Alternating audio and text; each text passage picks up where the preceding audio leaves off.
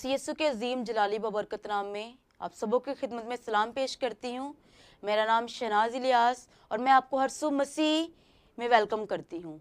आइए मेरे साथ निकालिए बाइबल मुकद्दस में से मत्ती की अंजील उसका 18वां बाब और उसकी 20वीं आयत को मैं आपके सामने पढ़ूंगी, क्योंकि जहाँ 2 या 3 मेरे नाम पर इकट्ठे होते हैं वहाँ मैं उनके बीच में हूँ। खुदावंद के पाक कलाम का पढ़ा सुना जाना हम सबों के लिए बाइस से बरकत हो।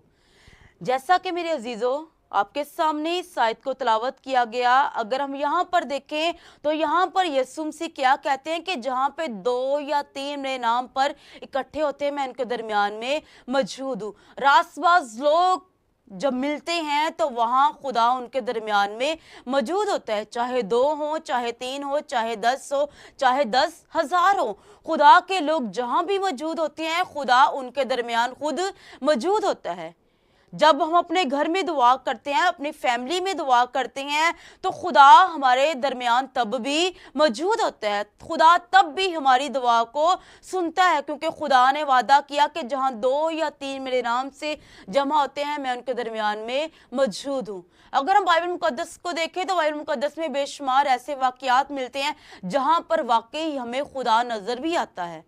अगर हम पुराने अहदनामा में जाएं तो पुराने अहदनामा में डैनियल की किताब को देखें तो वहां गालबन उसके 3रे बाब में हमें मिलता है सिद्रिक मिक्स और अब्दुल-नजू के बारे में। वहां पर देखें जब नबूकदनेस्सर बादशाह एक मूरत नस्ब करवाता है और वो क्या कहता है कि इस मूरत को क्या करे, सिजदा करे। और जब उस मूरत को सिजदा करने की बारी आती है तो वहां पर 3 लोग ऐसे होते हैं जो इस मूरत को सिजदा करने से क्या कर देते हैं, इनकार कर देते हैं। और जब वो इनकार करते हैं तो इनकार करने की सजा क्या थी, आग की भट्टी। और आग की भट्टी में उन्हें फेंक दिया जाता है। और आग की भट्टी में जब वो उन्हें फेंका जाता है तो जो फेंकने वाले होते हैं वो जलकर भस्म हो जाते हैं।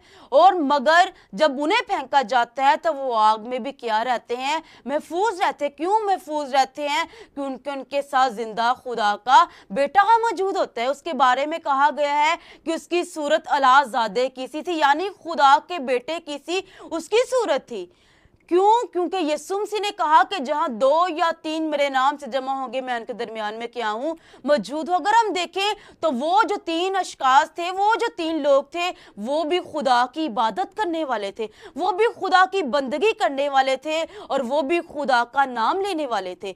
जब वो खुदा की बंदगी करते थे, खुदा की इबादत करते थे, वो रासबाज लोग थे।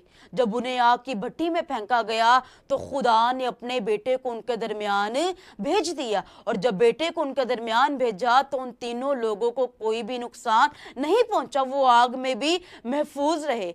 आज अगर हम खुदा की इबादत करते हैं, हम खुदा के साथ चलते हैं, तो खुदा हमें भी आग की भट्टियों से निकालने की कुदरत और ताकत रखता है।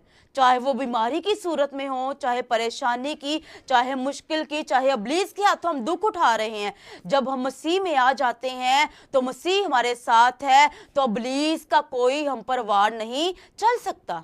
क्यों नहीं चल सकता? क्योंकि हम खुदा की बंदगी करने वाले हैं, हम खुदा की इबादत करने वाले हैं। क्योंकि खुदा की जो इबादत करने वाले लोग होते हैं, खुदा उनकी खुद हिफाजत करता है, खुदा उनके साथ खुद होता है और खुदा उन्हें हर हालात में संभालता है। चाहे हालात जैसे मर्जी हो, मुश्किलात जितनी मर्जी जिंदगी में आ जाए, वाकयात जैसे मर्जी जिंदगी में आए, जब खुदा हमारी हिफाजत करता है तो फिर हमें कोई भी जरा भी नुकसान नहीं पहुंचा सकता, क्योंकि वो जिंदा खुदा है। वो कलात बल्कि अब तक यकसा है। वो कल भी अपने लोगों को बचाने की और छुड़ाने की कुदरत और ताकत रखता था, वो आज भी बचाता है और अपने जलाल को, अपनी कुदरत को जाहिर करता है। खुदावंद की शुक्रगुजारी जो जिंदा खुदा है और जो हमें हर तरह के हालात में संभाल के रखता है। खुदावंद इस बात पर ईमान रखें कि खुदा आज भी हमें संभालता है और खुदा वो जिंदा खुदा है, वो कुदरत वाला, वो ताकत वाला, वो शोहरत वाला है। उसी के पास सारे इख्तियार है और वही सब कुछ कर सकता है। कभी भी जिंदगी में ऐसा मौका आए, अपने आप को कभी भी तन्हा महसूस ना करें, अपने आप को कभी भी दुखी महसूस ना करें, ये ना कहें कि मेरे लिए कोई कुछ नहीं कर सकता। इंसानों की तरफ नजरें ना लगाएं, खुदा की तरफ नजर लगाएं। जब खुदा की तरफ नजर लगाएंगे तो यकीनन खुदा हमें बचाएगा और खुदा हर हाल में हमारे साथ होगा। खुदावंद आप सबों को बरकत दे।